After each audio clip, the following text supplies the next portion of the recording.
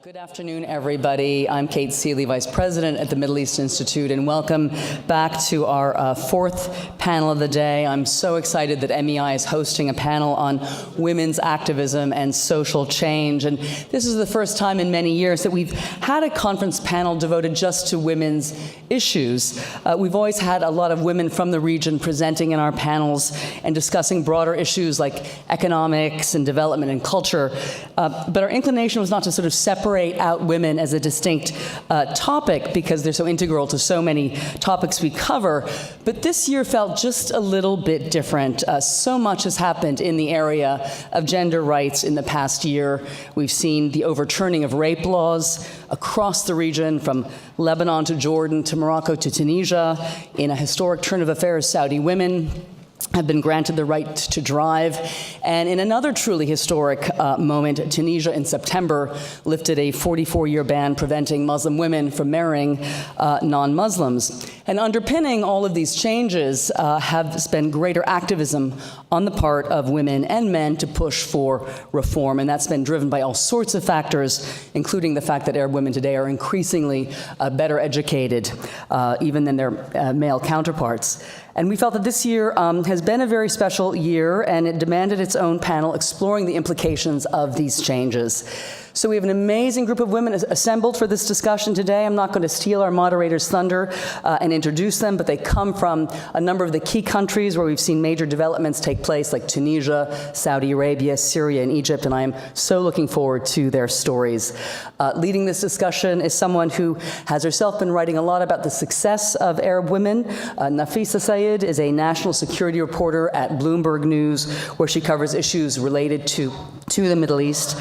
She also served as a correspondent in Bloomberg's Dubai office. In 2014, she co-authored the book Arab Women Rising, 35 Entrepreneurs Making a Difference in the Arab World, published by Wharton. And we look forward to her leading a very insightful panel today. So thank you, Nafeesa. Thank you to our panelists. And we'll get started. Just one other little note. Our photographer would like all the women, young women activists in the room to stand up when the panel is over with our panelists to take a picture. So do come forward at the end. Thank you. Thank you.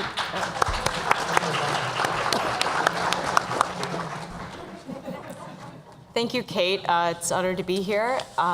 Usually when I'm asked to look at women in the region, you think of how can you do that in an hour and a half? There's 20 countries, 300 million people, and half of the population of all those countries. But any time that I think you can hear directly from women, that my own reporting and work that I've tried to do, I think be able to hear directly from people and their experience and voices is always something that's really important to get across, because there's enough people in Washington who will tell you they can tell you what's actually going on. But if we can hear directly, I think that's really important. So I was excited to get started. So we have, starting from my right, I'll introduce briefly everyone. We have Wafa Ben Hassine, member of Access Now, of its Middle East Policy Council, and then Hind Aboud Kabawat, member of the Syrian High Negotiations Committee and a Tannenbaum peacemaker. And then to my left, we have Rania Al-Mashat, who formerly worked at the Central Bank of Egypt and now is an advisor at the International Monetary Fund. And last but not least, we have Fawziah Bakr, a professor at King Saud University and longtime activist in Saudi Arabia. So to get started, I wanted to kind of set the stage. We'll get a sort of a taste from a few different contexts, which I think will allow us to see what's unique about different situations, but also maybe see what parallels we can find. But I wanted to do a little survey first, a few minutes from each of you, starting with in Tunisia. I wanted to ask Wafa if you can tell us a little bit. We've been hearing about some of the recent news, either like Kate mentioned, around inheritance laws or allowing women to choose their spouses regardless of faith. So I wanted to see if these are considered wins in your eyes, what the reception to these kinds of announcements have been, and what's behind this, what kind of activism, from women on the ground, and sort of what this means for Tunisia. Great. So is this on? Great.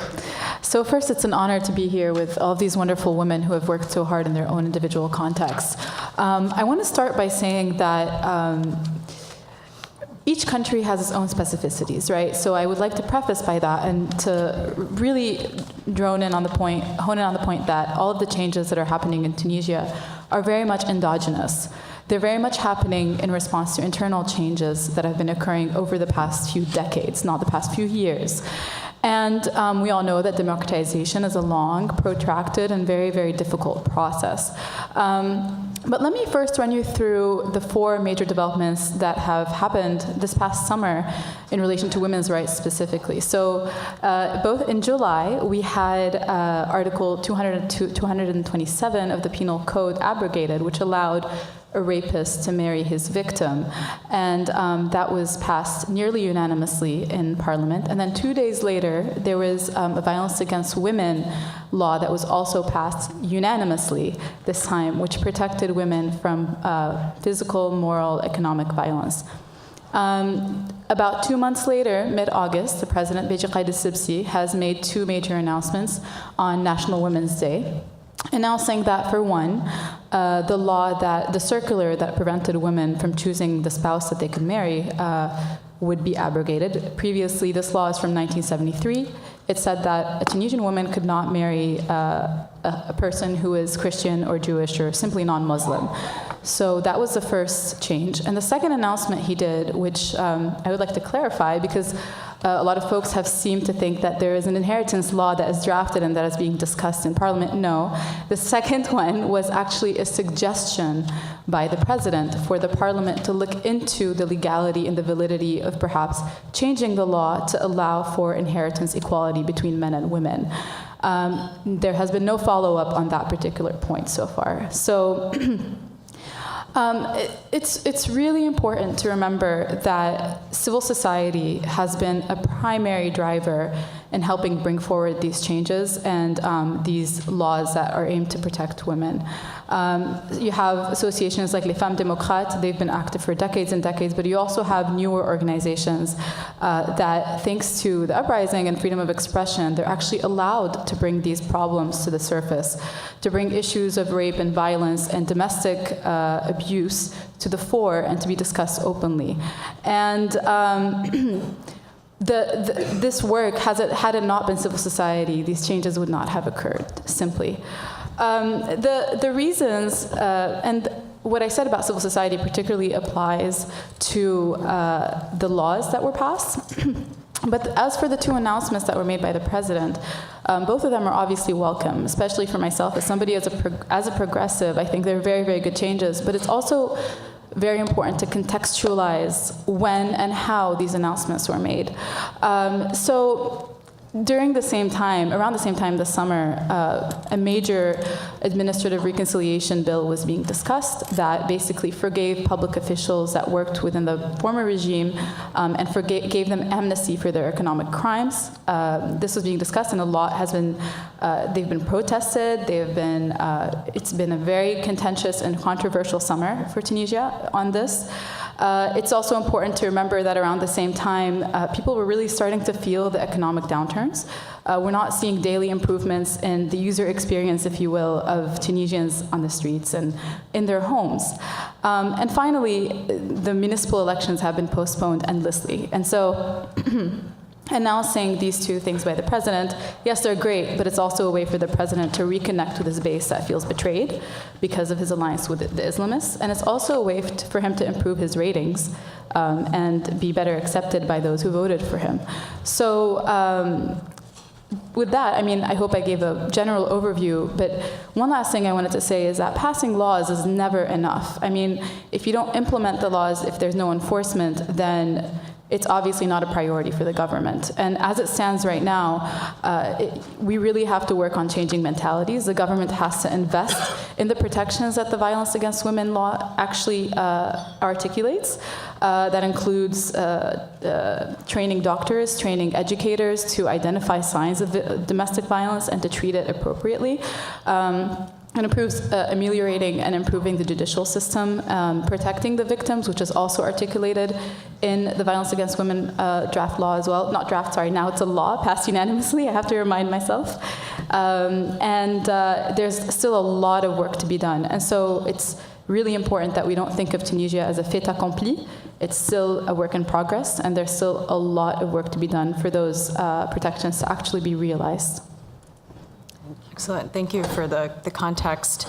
I'd like to move to Hind, if you can explain to us, I mean, obviously activism doesn't exist in a continuum. We have the conflicts going on in the region, and I think it's really important to kind of put that as a backdrop. And when it comes to Syria, I was wondering if maybe you can give us sort of an overview, a few kind of points around how conflict is impacted when we're talking about either women's roles, activism, whether in politics and also socially. If there's, you were mentioning some things to me before, and I thought that was very interesting to understand how, you know, this many years of conflict has maybe reshaped or shaken things up. Thank you first for having me. It's been great pleasure. When I got the phone call to come, I dropped everything because this is first the Middle East Institute. Second, it is the subject very close to my heart.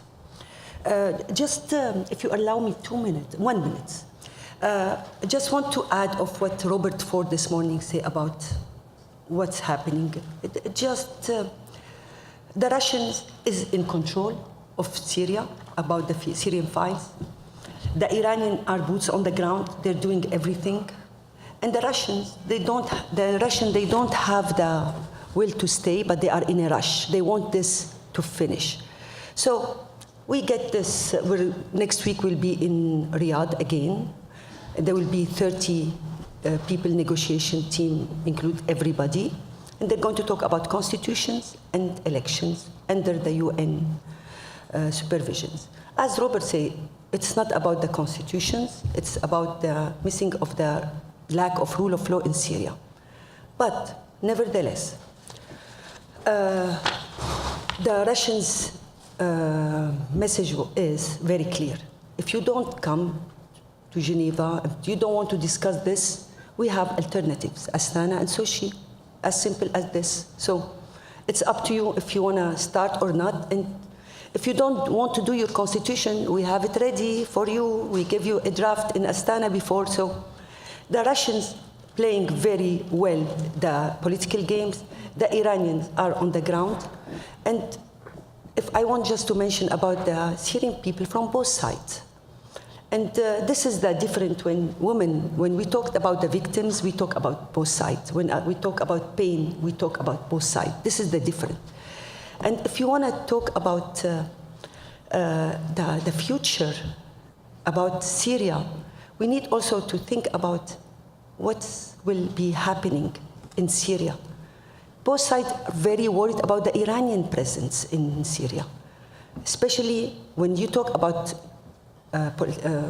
defending protecting the minorities. The minorities, especially Christians, very, very concerned about the presence of the Iranian on the ground. They prefer Russians. Yes, they prefer Russian. And they say, you know what? This is, the Iranians is exactly the same as Nusra and ISIS. They are Islamic State in different way. What is the role of the women here? Just want to get to Ms. Dayed's questions. Things change. 2011, before, we have women freedom in a way, but we're like more cosmetics. We didn't have a say. We're in everywhere, but in the end, it's a dictatorship country. So we don't really have a say. But we've been everywhere, and we looked good and everything. So 2011, it is the call for freedoms, and women took a really good stand here. Women, the brand of the Syrian conflict. They paid a very high price in discrimination against them, violence, gender violence, women in the refugee camps.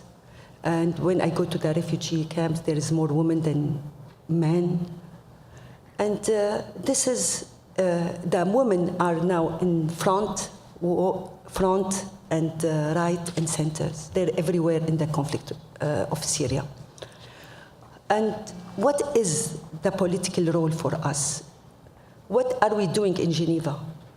We have 2 from the HNC members, women, and 2 from the negotiation team, but we decided we want to have more women in the negotiation because we know women can get this peace, sustainable peace. It's been a challenge, and if later the moderator will let me talk about the challenge a little bit, I will appreciate it. But we did work for 2 years. We've been from no quotas, we don't believe in quotas, to 30% quotas. From why women, they should be with us in this delegation, until this morning, we're preparing a delegation to go to the Vatican for the Ghouta. The head of this delegation, very Muslim conservative, he told me, there is no woman coming with us. So this is some good change. So we're there. And we know that we're not only cosmetic, we have things to say. Also, we see now there is lots of talk about reconstructions and about we need to have the Marshall Plan, like what Robert said today, and the early recovery. Just want also to confirm, this we cannot happen without any good transitions, because in the end of the day, will keep the cause root of the terrors. We'll still have the problems. We need to have a solution. And I think women, they decided and they talked about it. And now when we talk about reconciliations, about the future of Syria, we know that we have to have accountability. And we can talk about it later. Thank you. Yeah, thank you. And to move to Saudi now, I wanted to ask Fawziah to sort of take us through. There's been a lot of news that's kept reporters busy the last few weeks, obviously, in some recent developments. And, we have an ambitious Crown Prince now. We've had some announcements this year, obviously the lifting of the driving ban. We're moving into next year now, looking ahead. Also, the king ordering women no longer needing permission to have their mahram to travel overseas. So I wanted to know, within that context, we're hearing about these latest developments. Are these wins for you? I know you've been fighting for some of these things for decades now. What does it feel like now to actually have seen some of these things through? And what does that sort of signal for what change could come in Saudi Arabia as well? I just want to start first by thanking the Middle East Institute for giving me the chance to be here and to see actually for myself what are they doing to integrate the Middle Eastern countries. For the Saudi, it's going to be difficult because, as you said, it's in the news all the time. So everybody in this room probably knows more than what I do. But we'll try to talk, from the indigenous point of view, what I feel on the ground. Things are changing so much to the point that sometimes you wake up in the morning and say, "Is it true? Is it true? Are we living the dream that we look for a long time?" So of course the National Transformation Plan 2030 has a lot of strategic development, economy, and then when it came, I have to tell you that I was like, well, that sounds like a wonderful plan, but just unrealistic because take into account all the social and religious forces that controlling the situation. But you know what? They just it just in no time. I think the most major decision that was taken is actually taking the religious people out of the street. I think that was the most courageous thing that anybody can do, because in such an ultra-conservative society, when you come and you tell these religious people to cool down and to control their movement, that's what you're doing is actually giving women a space to go out, a safe space. So, and then, of course, the ban, they start also with the entertainment agency, which start a lot of events, initiatives in no time. There are so many events that include women and children and families. When in a safe environment, nobody gonna harass you, nobody gonna touch you or take you to the prison or get you in their car. So people felt so relaxed, and I, for the first time, I went myself to which was the first time in my life, noticed that I went to the National Stadium. And for me as a woman, it was just unbelievable. It was a historical moment to be there and just to watch everyone. And for my surprise, I saw all these women and children and boys and girls, and nobody cares. When the religious people were there, they always tell you, oh, watch, because this guy is going to jump on this woman. And so everybody was like scared.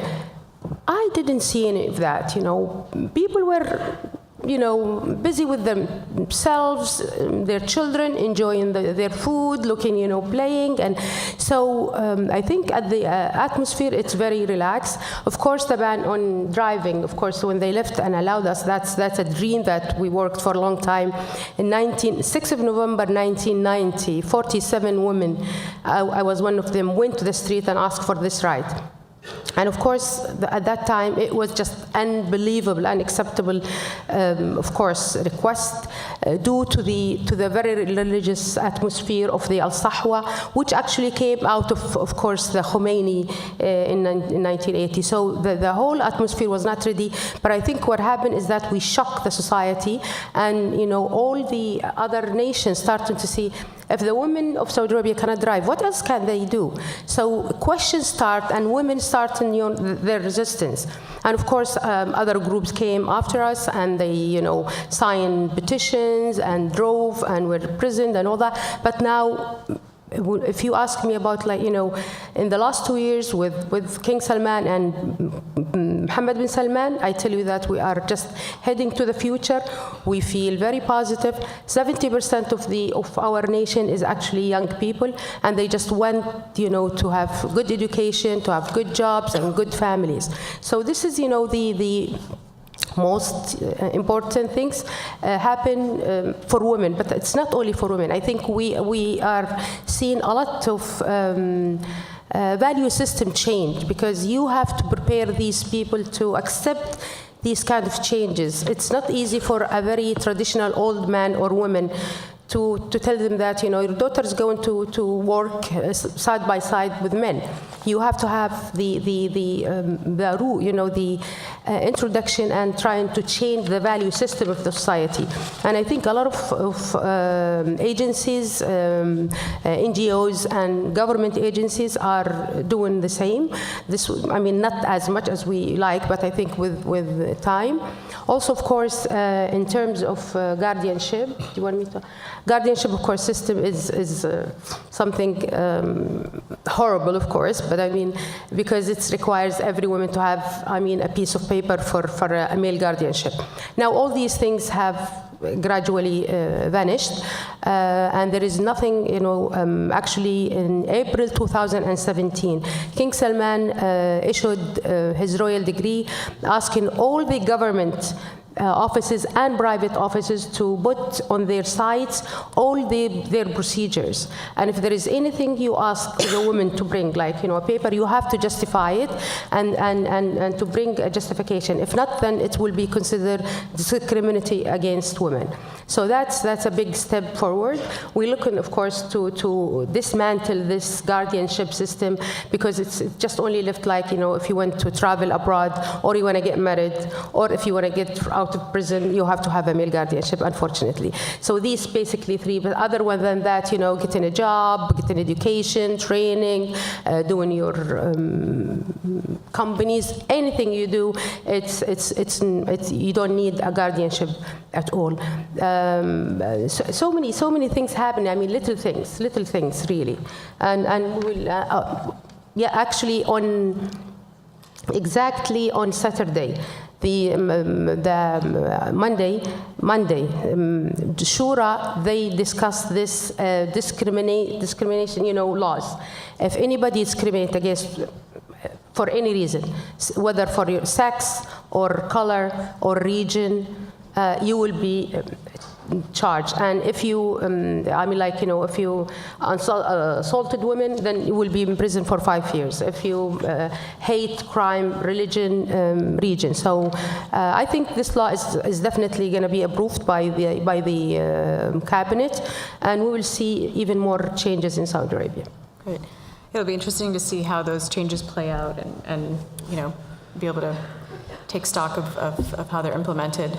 I wanted to ask one quick question, since we went sort of, through the different countries, and I want to get to Rania in a second, for some big picture perspective. There's often a question, Wafa, that people say is that Tunisia is the model for the Arab world since the Arab Spring. I hear that very often. But I wanted to kind of tease out this idea of what does it mean to be a model, especially when it comes for women. That's often asked. And so, either we hear Tunisia touted as a model for other countries, or I remember when I was reporting in UAE styling itself as a model for women in the region. But I was never quite sure based on, such vastly different economic, population differences, monarchies versus democracy. So how do you, you can start, but just for any of you, just this idea, is it possible to have a model, or is it that, their contexts are too different to sort of square that? The latter. I think the contexts are very, very different. I always hesitate to use the term model in describing Tunisia because every country really has its own modern history, its own specificities in dealing with that modern history, including colonization and wars, and as well as the availability of natural resources in every different country. I mean, that makes a big difference. But what I can say is that it is very valuable to have the exchange and sharing of knowledge, of strategies. It's important for women's groups to always be communicating with one another because sometimes, even though the contexts are different, the very particular problems could be the same. And so it's important that we continue to share these experiences moving forward. But I'm one of those people that hates the term the Arab Spring, and I don't like using Tunisia as a model because there's just absolutely no such thing as you can't just paint a whole region with one brush, and just how Tunisia has a very special history in women involvement in its political affairs. Saudi has another history. The United Arab Emirates has another one. Syria has another one. So it's important to be respectful of that and learn what we can from those experiences. Anyone else wants to on that question, or okay? Rania, I wanted to turn to you now in terms of kind of helping us tie some of this in, because we're talking about, like she said, very vastly different, disparate contexts. So if you can kind of walk us through some of the global, regional trends when it comes to indicators around gender, when it comes to economic opportunity, education, workforce, and then also, you were telling me about policies and how that might also, whether in certain countries, what has worked, what hasn't. Yeah. Thank you very much for the Middle East Institute for the invitation and for being among the wonderful role models, really, on this panel. I want to take us all to a macro level and say that you might have all noticed that any conference you go to these days, there's always a panel on women. And that really is very encouraging, and it's a global theme. And it's a global theme that has taken place following what I would say is the global financial crisis. It's an economic need. The importance of women in the labor market is very, very important for the economic growth in countries. So it's no longer just tackling women issues for the sake of women, but it is really tackling women issues and gender equality issues for a more, I would say, national importance. The IMF, our managing director, Christine Lagarde, has more than once used the term women participation is macro-critical. And that has really translated in the work that the IMF does with countries. It has also translated, if we take a look at the United Nations with the Sustainable Development Goals, there's a whole pillar 5 on gender equality. And you see that the programs that are being formulated between international financial institutions and countries actually include a very important component that has an enabling factor for women.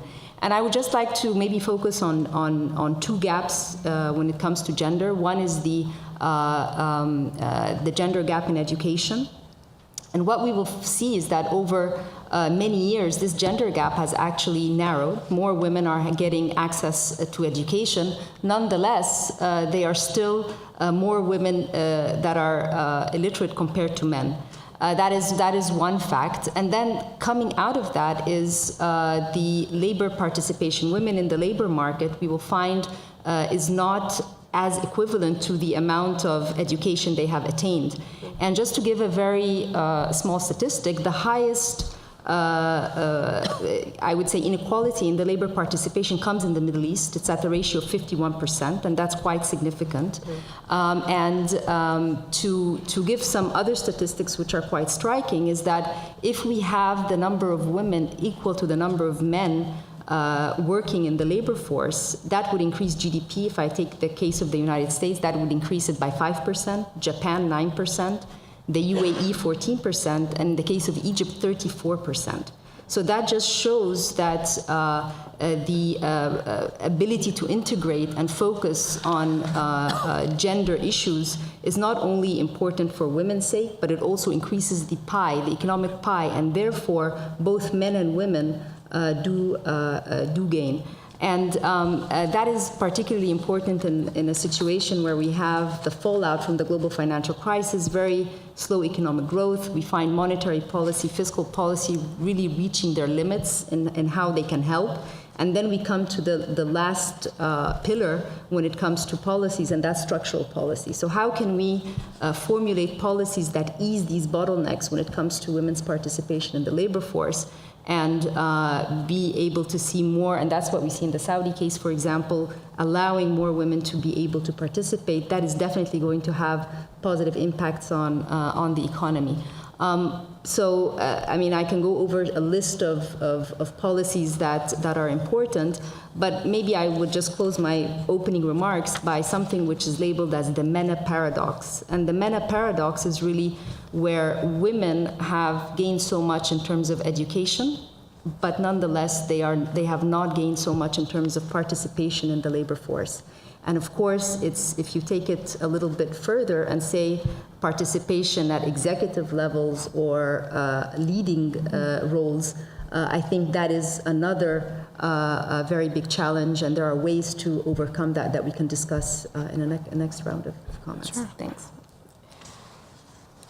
In terms of from the societies that each of you are talking about, I wondered if you would chime in terms of how any kind of changes or impact you're seeing on economic and educational opportunities that Rania was just mentioning, and maybe how that's impacting women or gender roles, and even maybe social norms as well. So how that's playing out. She mentioned Saudi. I wondered if maybe there was something from that you might be able to mention. Of course, the gender gap in Saudi Arabia was and still huge. But I mean, it was just like, the women just probably 7% of the workforce. But gradually, since actually 2004, King Abdullah came to power, and he opened the scholarship, for women and men alike. And since that, lots of policies were put in place to open more jobs in places where it was prohibited, like in supermarkets, and just trying to break the segregation between the two sexes. And of course, there were a huge, an aggressive side from the religious, and gradually it's just melt, and now you see women everywhere, and there is a very strong step by step and follow up by the ministers to make sure that actually women take their share of the different jobs that are available in the market, especially in the private market. Don't forget that the government was the main employer before. I was one of those who was lucky to be allocated right away to a school, because we were concentrated in studying to be a teacher or a medical, so we could serve the female population. Gradually, of course, there were no more jobs in the government, and there is no more schools, and the unemployment just rise, and of course, families starting screaming, husbands, and all that. So this is where the government started to think that we probably just made, the wrong policies to gather all the women to the educational channel. Nowadays, actually, women are employed in the private sector, of course, more than the government. Women are in a lot of leading positions. Is that what we want? Of course not. I mean, this is just the beginning, and the beginning is sometimes it's tough. It's not easy because you have. It's not about just getting the job.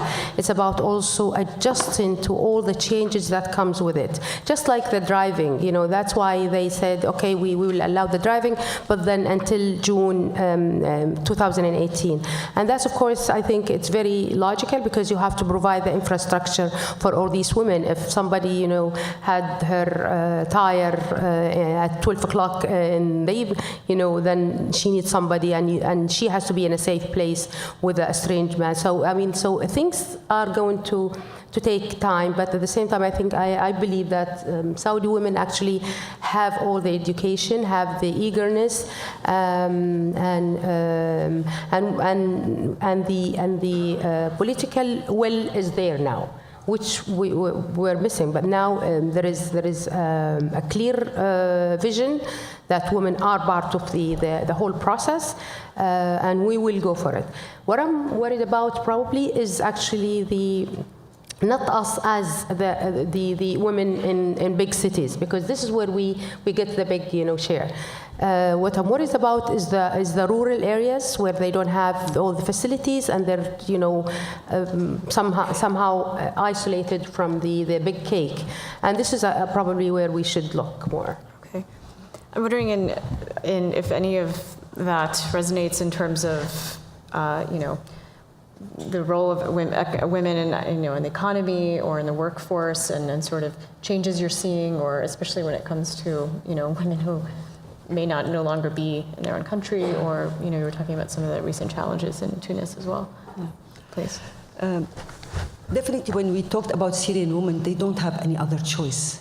They have to work because their men are all in the prisons or died, and they have to live their daily life. They have to raise their kids. The only problems we see here, when it comes to for us to want to have them involved in politics, and this is, we know that, of course, I'm going to go back to the politics a little bit, that about the woman anticipation, of course, in the negotiation, it's immense factor for success for this negotiation. And when we talk with our colleagues, we want to have more women. Immediately they say, women can teach, they go to they work in the hospitals. No place for them. This is how they stereotype. So for us, it is also, and when we talk about quotas, and I'm going to here emphasize about the quotas, because we cannot leave it for democracy. If we want people to vote, and they won't vote for women, and we see this in many areas in the political scene. So we need them to have rules, something in hand. So when we talk about the 30%, they didn't want to do this, and they say no quotas for women, and we have to fight. We have to use many of the international actors, especially women leaders from Europe and others, to help us with this struggle until we get the 30%. And here somebody will be telling me, but you don't have enough women qualified to work in politics. This is how they look at us, that we're not qualified enough. And with all the respect, we have such amazing women with great CVs, and they can do amazing job. And this will get me back to the woman resilience also. It's not only they're working, they're providing food, and they're giving power to their kids, and they want to learn. And every time we finish from the Geneva round, and we go and do some workshop to the women, because we want them to know what's happening. We want them to be accurate of what's really happening in the political. And they will look at us, they say, one day we're going to be with you. I say, no, one day you're going to take our place, because we're the older generation. You're going to take over. And this is what we want. So women are more resilient, and they're teaching us, and I'm very, very privileged to work with such a great woman. When we teach them about elections, about how they're going to have a political analyst, they learn, they write their note, and they say, can we, and they have questions. And this woman, they've been really back before the conflict, they didn't have any role. Now they have a role. So what I just want to finish what my sense is, it's not about the women and men. It's not about the gender equality. It's about, without the women in Syria, we're not getting anywhere.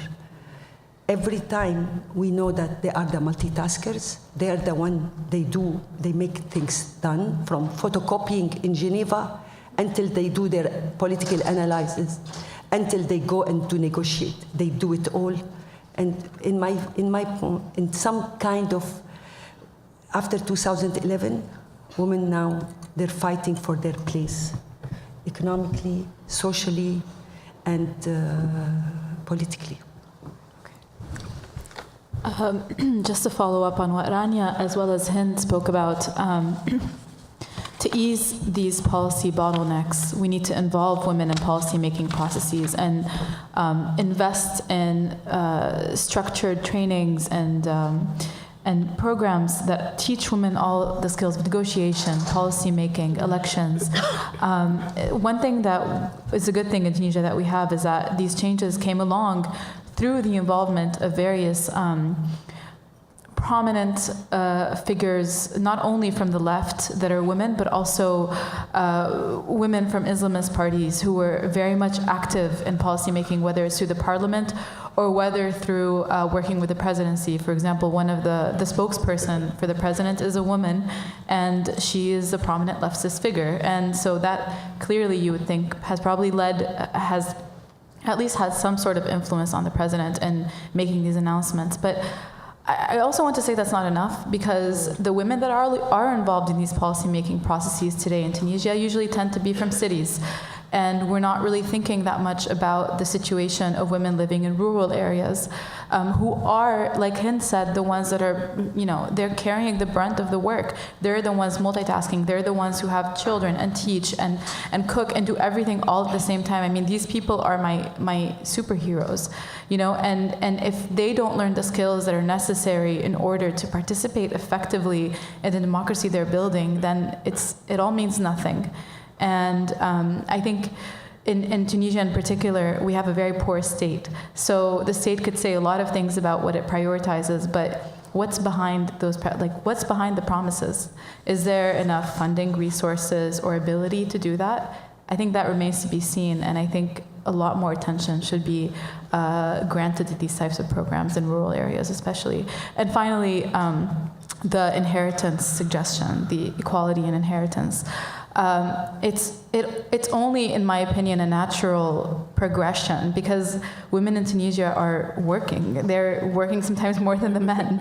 And it's only natural for them to want to preserve their wealth and pass it on to their children. And so, of course, it's controversial, and of course it requires a lot of discussion and a lot of consultation with various stakeholders, including civil society from the whole spectrum, right? From left to right, center, middle, whatever you want, because religion matters to people. And if you want such a suggestion to be followed through upon and to go through parliament and actually be voted on and have it be approved, then you need to convince people that this is legitimized religiously. And I think one suggestion I have is just to have the equality and inheritance be a baseline, a default.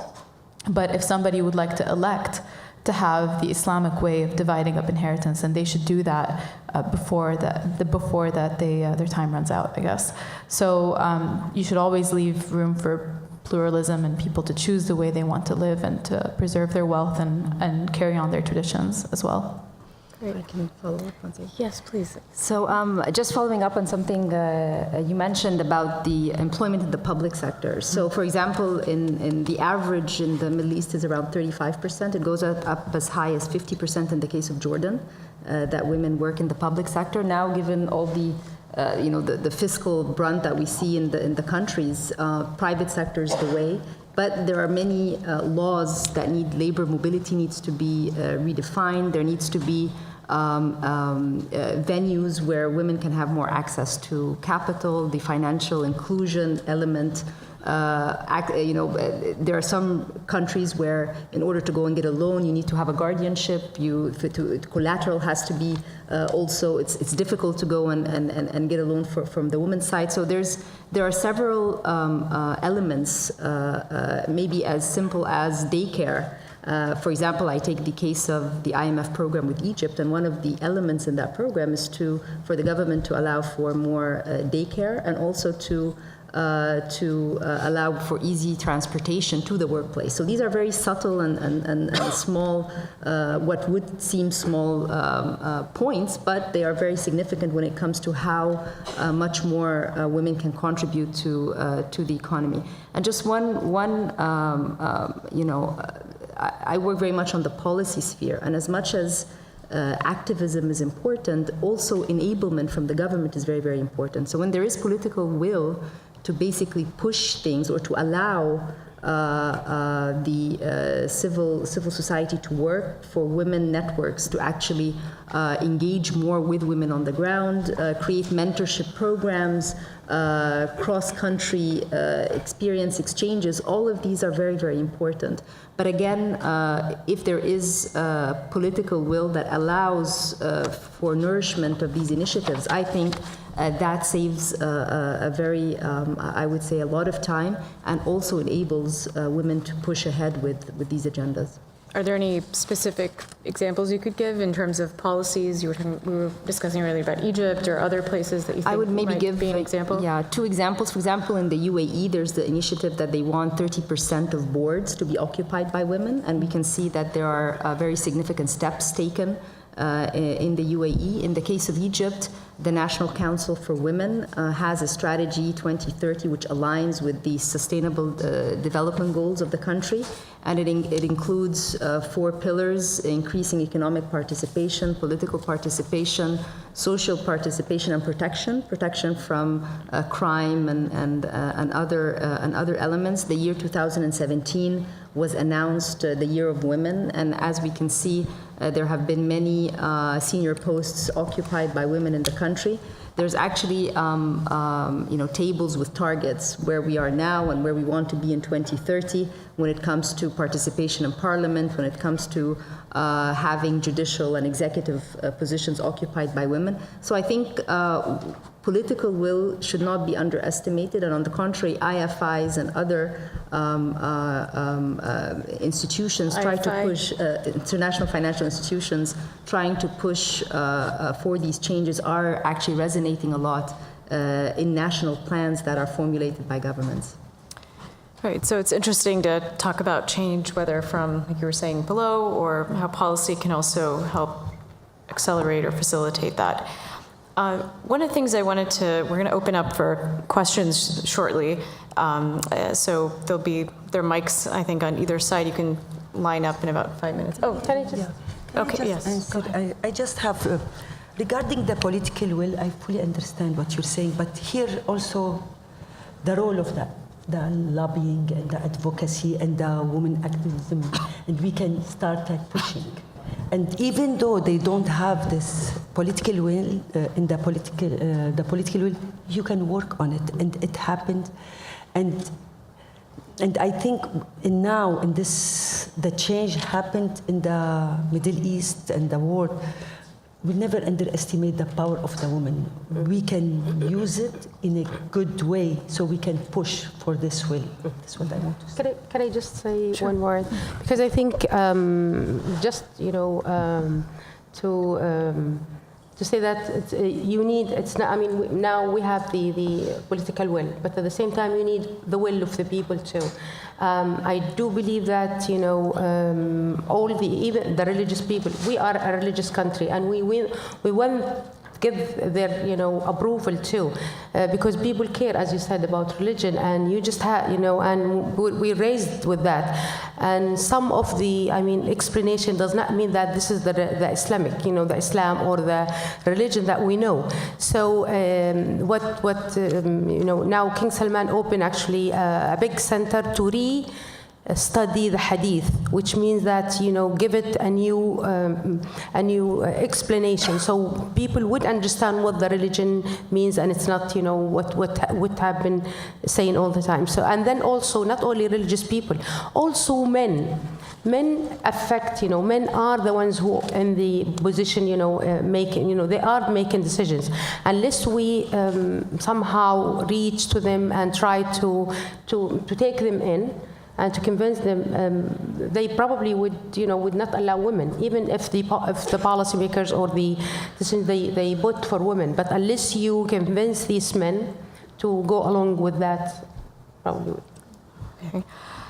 I wanted to sort of ask broadly, you know, one of the themes of this panel is activism, and, you know, several of these countries have, you know, Egypt or Tunisia, we've been hearing about Saudi Arabia, that have, you know, decades-long women's movements. It's not something that's just happening, so not trying to make it as though it's, you know, just a recent development, but, you know, just taking stock of where we are 7 years after, after 6 years, after, you know, uprisings and sort of political expression. I know when I was in places like Tunisia and Egypt, and I was doing research on young women joining political parties, it was very exciting to see how passionate they were in finding their expression and in a platform, for instance, in a political party.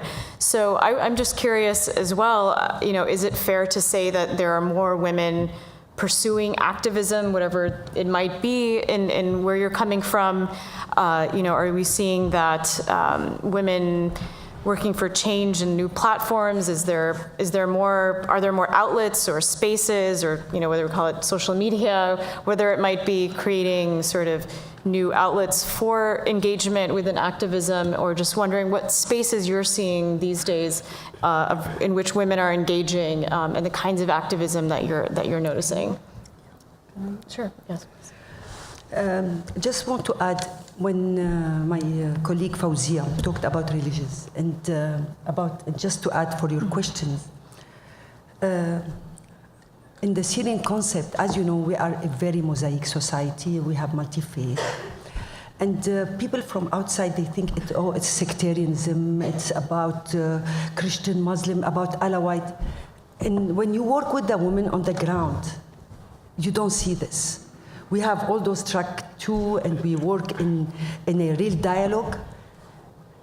And when we talk with the UN, they have this basket of constitutions and elections, terrorism, and political transition. We want to add justice and reconciliations. And they look at us, they say, this is a little bit fast. We say, no, it's not fast. This is the platform the women, they can do, and they can do it very well.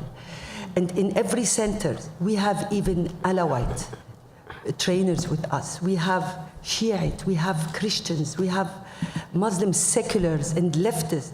And this is Syria, and we all agree when we want to do the identity to start, we're Syrian, and we want the best for Syria. And I see this more and more in the women platforms. We can do it more.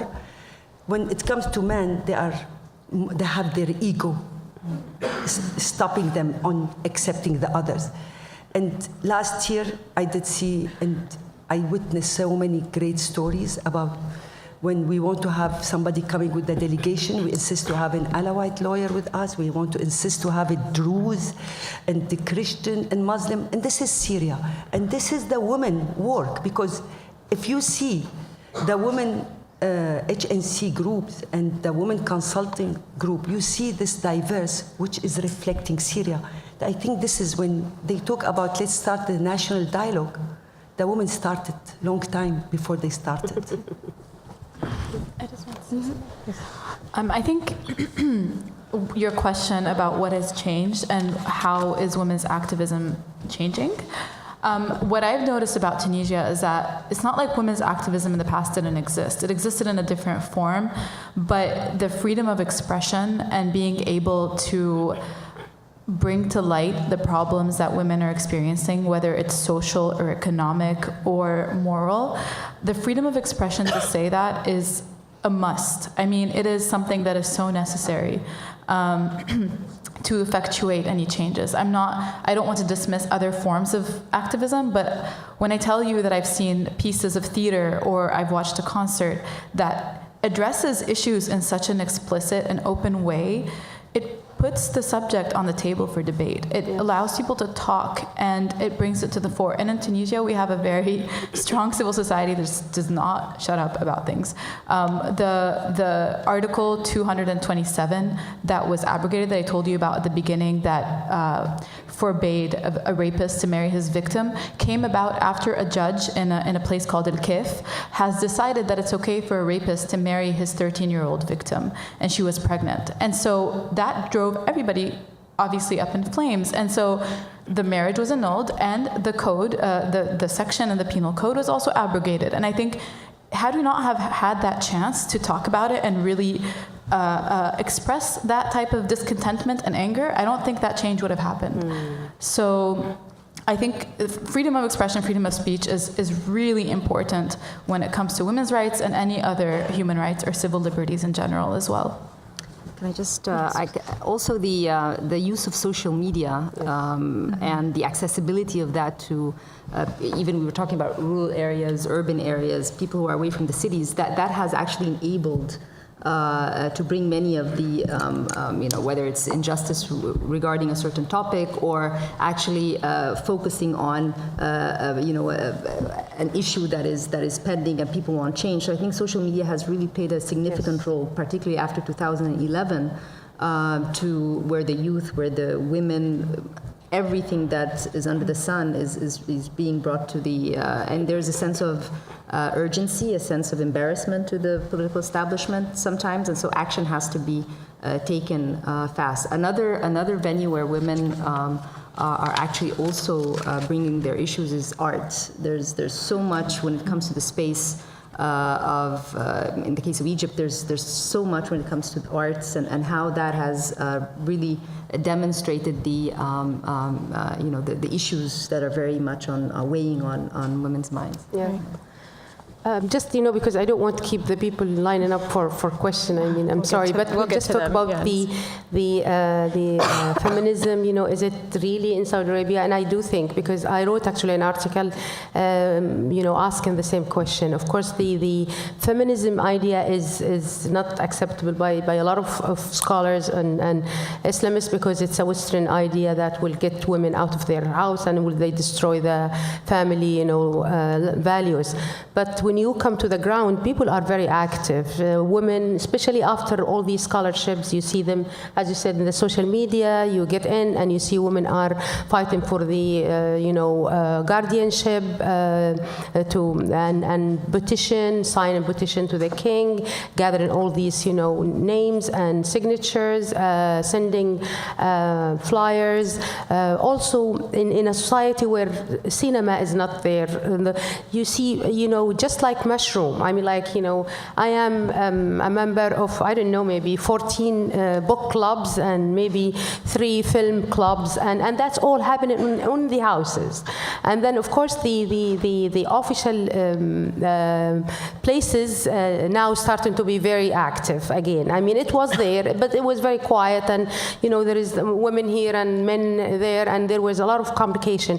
But then, people decided that they will do it in their houses. So society, there is a lot of activism, and of course, don't forget that the generation of the 80s and 90s are the product. They are our sons and daughters who got the best of education, traveling, seeing, TV, social media.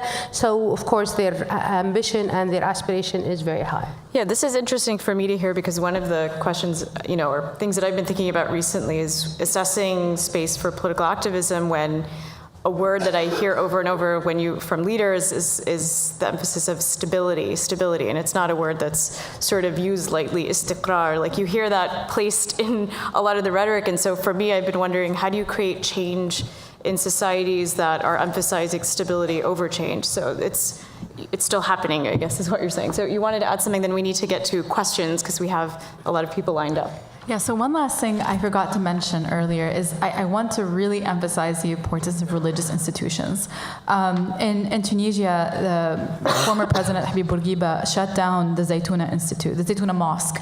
And the Zaytuna Mosque was like a center of scholarly research and learning in the Islamic religion. And when that was shut down, so many people felt like they were missing, they were lacking a spiritual connection, or whether it was, challenging their religion in a scholarly way, asking questions. And so, of course, they're going to resort to TV channels, to radio, to other trains of thought that might not be as open or as accommodating to the local population as, for example, the Zaytuna was. And so, it's very important, it's critical to encourage speech and research in religion, because some people who believe in non-equal inheritance really do believe that it's in the Quran.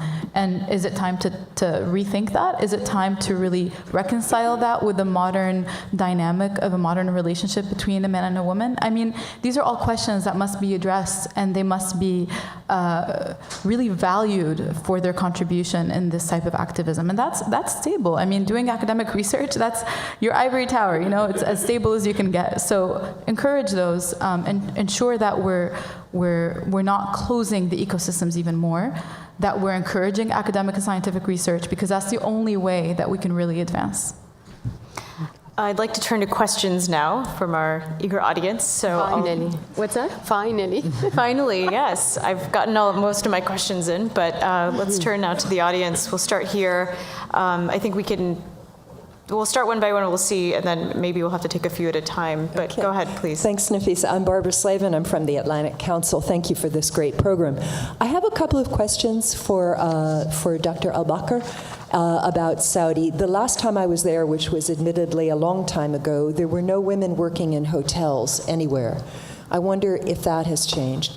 And then on the theme of reconciliation, are Saudi women able in any way to have an influence over all these terrible proxy conflicts that are going on in the region?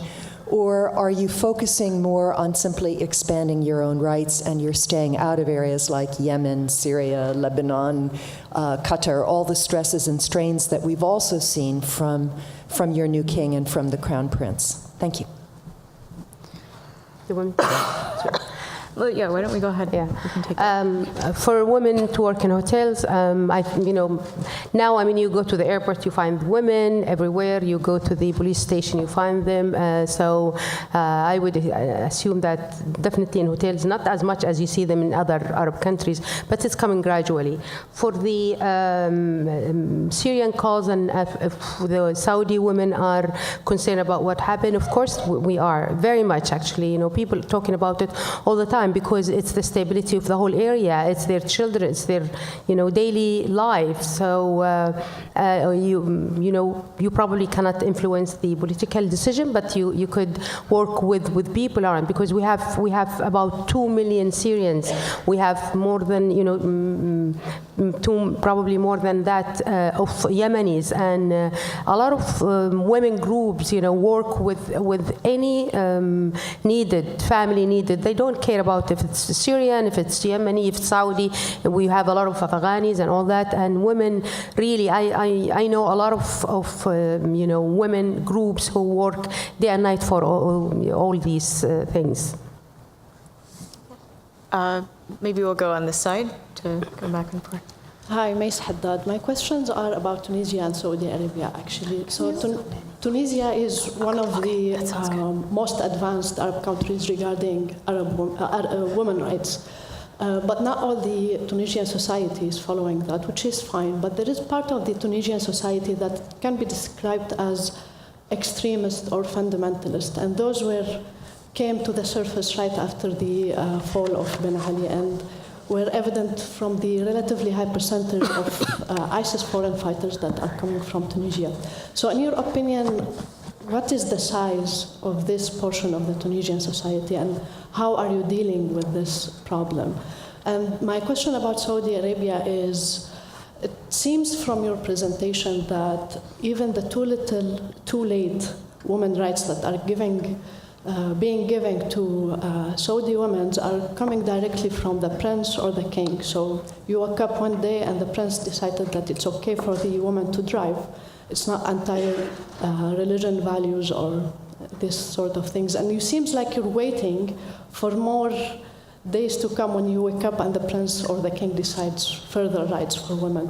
What is the role of the society, the Saudi society? Like Ben Hassine was telling us that in the result of their work, the laws have changed. What is your narrative on this issue in Saudi Arabia? Thank you. I think we're going to take a couple at a time. That way we can try to get through. Go back to the side, please. This is Wad Sagre from Saudi Arabia. Following with politics. I hadn't found this an issue until I came here and I took politics subject, and I found that I'm not able to think politically because we grew up and raised memorizing, not analyze what's going on and why that decision was made. So I had the chance to learn that and trying to learn, but I'm wondering, what about the people who still in Saudi who don't have that chance? For me, I came here and studied, so I found that that's really an issue. But for people who live there, You mean studying politics? Or? In terms of awareness of political activism or expression, those kinds of things? Thinking politically. In Saudi, when the decision is made, that's it. There's nothing to say. So what we can do for people who live there, do you think education is the great solution, for children to learn how to think and analyze? Okay, let's take one more and then we'll do one round. Yeah. Thank you. I wondered if the panelists could comment on engaging men as allies to further women's movements and empowerment so that it's long-lasting and sustainable. Thank you.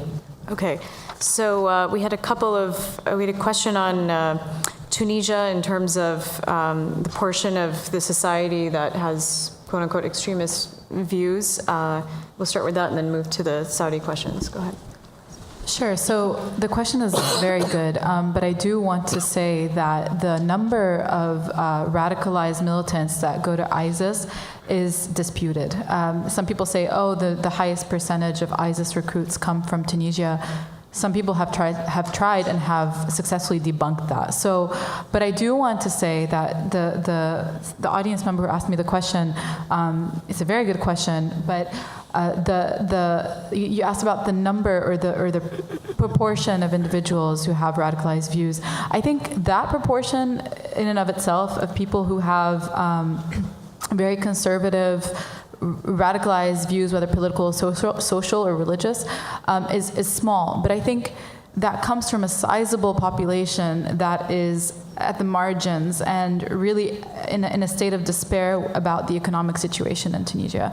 That is a big population, and some of those people do become radicalized because they have no other exit.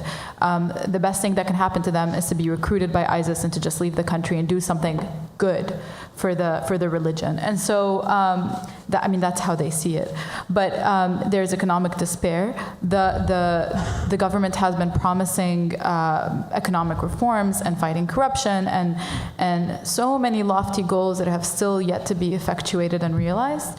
And also, just one last thing, the educational system in Tunisia is not as good as we like you to think it is.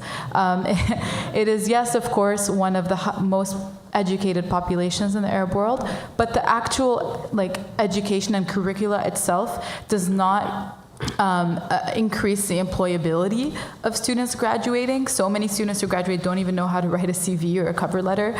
The schools are falling apart, especially in rural areas. Literally, the buildings are falling apart, and we're not investing as much as we used to in education. And so, of course, when you're not getting a good education, you can't find a job when you have 2 masters, there's going to be some radicalization. And that's a big population that's in despair, and some of them do become radicalized. And that's something that can be addressed through education and economic reforms that fight unemployment. So there were a couple of questions on Saudi Arabia in terms of waiting on change to happen from above, and then another question about whether education can help inform people in terms of about politics and expression. Yeah. Of course, we cannot, you don't forget the whole picture that you are in a royal type of government. So the space to affect this kind of position is very little. But at the same time, we cannot forget that women in Saudi Arabia have been, struggling for their rights for a long time. They've been, women put their lives literally online for the driving, for the guardianship system, for actually changing the family laws, including, taking care of their children or and so forth. So there are so many little actually things. Don't forget that we don't have NGOs as you know it in other Arab countries. We have these philanthropy societies that just care for poor people or train poor girls for certain soft skills. So we don't really have organizations that will teach you how to manage politically your interest or to gather the different efforts in every city. So everybody is just working in their own side, and of course social media helped so much to get the message, and women actually doing it now just to dismantle the rest of the guardianship system. For the education system, I cannot say more than what my friend said about Saudi education system. It's as bad as any other system, in the Arab boards. Yes, we are trying to fix that, but it's going to take a very long time because this education was built on a very religious, very conservative, ideological philosophy that it's rooted in its curriculum and its philosophy and its strategies. And unless we rethink the whole picture and we rewrite the vision and the objectives and go back to the roots of that, it will never fix. Yes, it's memorization and all that. Yes, we're trying to fix it. Now there is a huge project that will include 1,500 schools around Saudi Arabia to get the technology in, but the technology and train teachers too. And we hope that will help to alleviate some of the problems that our system has. Any quick thoughts on the last question around engaging men as allies? Mm-hmm. There was another question about engaging men as allies. Any quick thoughts before we do our next round of questions? Okay. It's definitely very important. Yeah. It's definitely very important, and probably in countries that have seen movements, it was also this very strong engagement from both genders. I myself lived the experience. I mean, these 47 women who went to the street and lost their jobs and all that, without the help of the men, I mean, there is no way we would have survived, honestly. So the men were our supporters. So that's why I totally agree that you don't talk about men or women issues. It's the human being, it's the family, it's the society, it's the country. That's how I look at it. So definitely yes. Okay, let's take a few more now, please, on this side. You've partially answered my question. I'm very impressed what you've talked about, what women have been doing for women's rights in the Arab world. My interest would be, what have you found most effective in dealing with the men, particularly in an Islamic context, to bring them along? Okay. On this side, please. Yes. The dominant news in the United States is sexual harassment, and I'm almost embarrassed to ask this question, but I think it's relevant to ask about sexual harassment in the Arab world. How this phenomenon in the Arab world or Islamic world is impacting women activism even in progressive political parties or movement, and how you assess the difference of those obstacles that existed in the Western society compared to society in the Arab world. Okay, and let's take one more over here, please. Hi, Lamal Jarallah. I'm a Saudi graduate student at Georgetown University. And my question is about factionalism within the Saudi female population. Throughout the panel and in the media and regional specialists always refer to Saudi women as one homogenous entity, and I know that I can experientially attest to the fact that that's not true, as I'm sure Dr. al-Bakr, you can as well. So my question is, how do you see that factionalism between the more conservative flow and the more progressive flow of women plan out with respect to the developments that have occurred recently with respect to women's rights? Okay, great. So one was a follow-up on more effective, what's been effective in dealing with men. I think maybe as a continuation of that in terms of the question around the impact of sexual harassment, gender-based violence, and how this phenomenon impacts women's activism. I don't know if anyone wants to address that. I mean, the first question here was more on how to deal with the conservatism. I mean, you know, and I think there's this whole theme across the region about trying to modernize the interpretation of Islam, because Islam in its essence actually gives women rights, and it values the participation of women, and we've seen that in the Prophet's life, but that has been overshadowed so much by interpretation, which is very conservative. So there is this whether it's in Saudi Arabia, which was mentioned, in Egypt, there's this also move to asking for the scripts in Al-Azhar to be revised so that, to take a closer look at what has been, I don't want to say contaminated, but sort of over the years, overshadowed some of key issues. Among them are women issues, because Islam is, in its essence, does not discriminate in the way that is currently, I would say, portrayed or discussed widely. Okay. Please, yes. Just to answer your question about how to deal with the conservative Islam and others.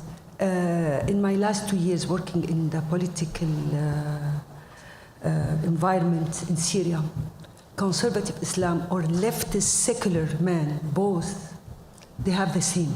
They don't want women to be in the front line. They think it's competition for them. They think they're going to take their place. And I always thought that maybe those old communist leftists, they might be taking our side. They didn't. They were fighting us exactly as the others. So when it comes to men in the Middle East, I don't see anyone who's praying 5 times or he has his bottle of whiskey all day. They have the same thing. Exactly.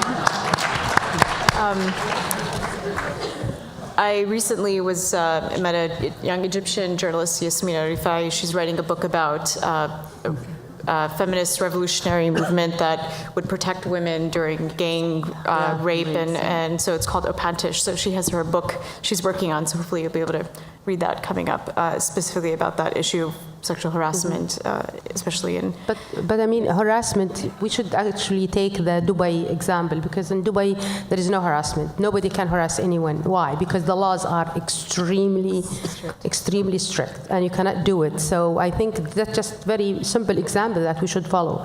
And that's why we're very happy that actually our Shura Council is discussing this, harassment laws, and I'm sure it will be approved. I would differ a little bit. You can get harassed in a Dubai mall. It happens. So moving on, we'll take another question, please. Hi, thanks. My name is Basma Alouche. I'm with the Norwegian Refugee Council. Just with the current rise of conflicts, it's become clear that women are carrying most of the burden. And as a result, a lot of the programs that are being designed are exclusively focusing on empowering women and addressing women's issues, sometimes in a tokenized way, or just as a way to tick the box, and sometimes that just creates a lot of backlash. My question is, how can we focus on long-term gender mainstreaming to genuinely integrate women and have true and sustainable gender equality? Thanks. Let's take one from over here. Hi.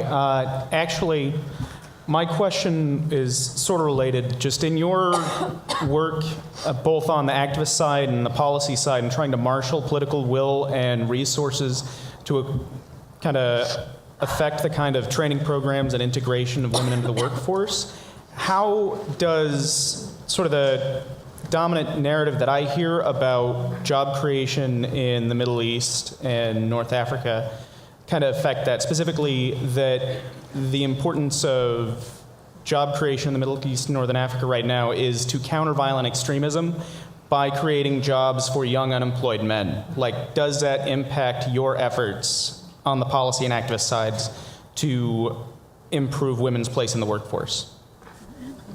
Okay, we'll take one more, please. Yes, hi. This question isn't entirely within the purview of this discussion, but I think it's important to elicit. With regard to Saudi Arabia, how does the country aim to reconcile its commendable developments in the rights of Saudi women with its continued and, quite frankly, egregious mistreatment of migrant workers, which includes, among other issues, the feminist topic of the abuse and harassment of domestic laborers?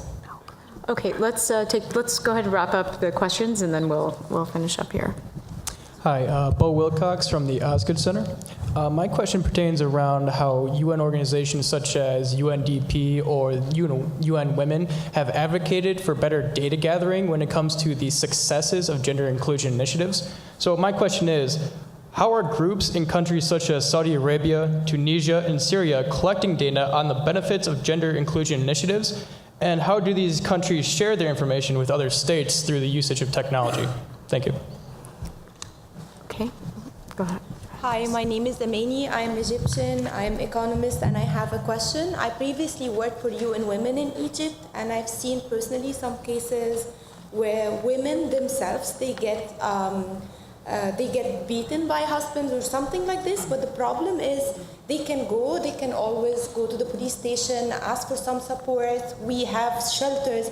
But the problem is they themselves don't want to stand up for themselves. It's because of the social norms.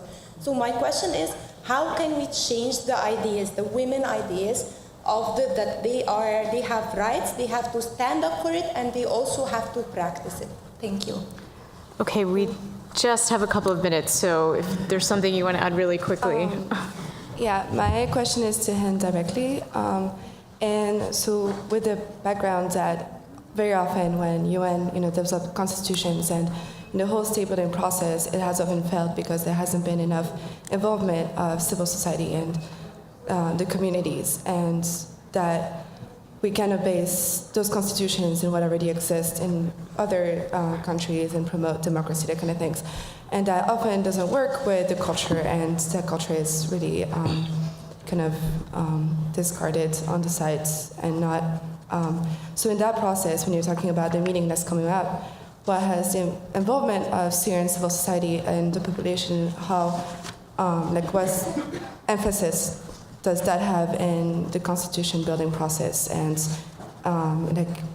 designing elections coming up? Okay.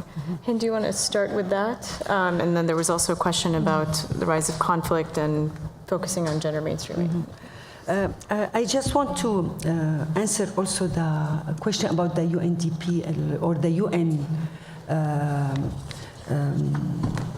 advocating for women inclusion. What is the effect on us? I think I know many of us, we criticize the Mistura of what he's doing as a mediator, he's making it very slow, the process, etc. He did something very important. He insists to have more women at the negotiation team. He brought this women advisory group team, they like 10 women, to be there. So this was a good push for us, so we could follow. So the Mistura did this, and the UN is also always pressure on having more women in every negotiation or political talk. As for the civil society, I know it seems like very dark in the Syrian history now, what's happening. And it is really us as a people, as today you heard, we don't have any more influence of what's happening. Syrian people today, both sides, we have no leverage. We don't have any influential. We don't know how to. We don't know. We're just sitting there and watching. The only things we can do is to influence the outcome, to do something good, to bring more civil society to the table. And this is what we did. We insist to have more civil society have say in the constitutions. We work with them. We brought them, we bridge, and this is women. They did bridge between the civil society and the politicians. We want them to be always with us. This is help us, and this will help us in the future. Even though now you see that it's a dark future, but it's not this dark. So we need to think about a long term, that there are more women mobilized, they are creating their own power, there is civil society, they're very good now, and if you think about the future, what is the role of civil society? The civil society will be exactly like what happened in Tunisia. Tunisia survived because they have a strong civil society, and we didn't. Today, after 7 years, we have. So this is kind of a bright side for the Syrian conflict, that we can influence the outcome through the civil society and the women. Rania, can you talk maybe about the question on job creation and data collection? So the point there is that women in the labor force do not crowd out men. On the contrary, research has shown that women, when they enter the labor force, actually the economy becomes more diversified.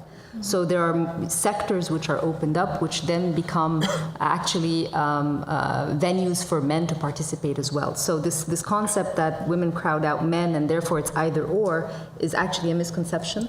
And that's why this point that if women are working equivalent to men, we have GDPs going up. In the US, as I mentioned, it's around 5% more. So the pie goes up by 5% if men and women are working equally. In Egypt, it's up to 34%. So that just shows that the value of women in the labor force would actually create even more jobs for men.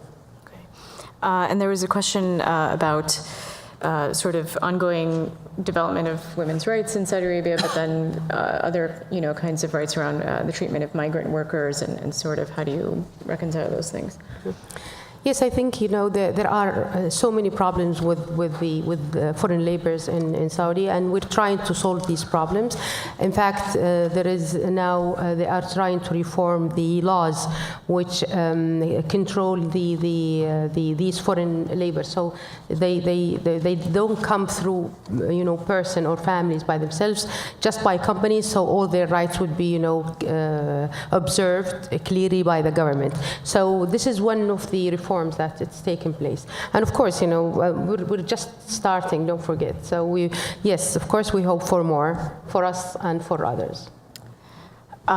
We had one last question about how do you change ideas or maybe stigma of women reporting abuse or problems that they have. So I don't know if anyone has any examples of that to sort of close us up. Sure, go ahead. I think independent economics can make a big difference when woman is really in charge of her economic. That's what we do is our women's center inside Syria and outside Syria. We teach them how to survive, how to work, how to get their act together. And I think when the woman, she has other options than to stay with man who beats her, she can because she is independent economic. So we need to think about how to empower them, not only in politics and also in economics. So here we go to what my colleague said. It's important for her to be independent. Yeah, but then that's exactly what we want. What we need to do is actually, it's not just put the law, but you have to change the mentality of the women, because this is the the inferior view of themselves growing through their education, the social fabric, and what they saw their mothers and grandmothers, and so to change this mentality, you need a new look to the educational system. You need to look to the TV programs, to give more positive examples through the media on women who made it, and that's exactly what we're doing now. I'm not sure what we do with education, but I see that a lot of positive examples is presented to women in our media. I'm afraid we're out of time, but I wanted to thank all of our panelists, and really interesting to hear from change from within, I think is what I walk away from this panel, and hopefully we'll be able to continue the conversation. Thank you so much.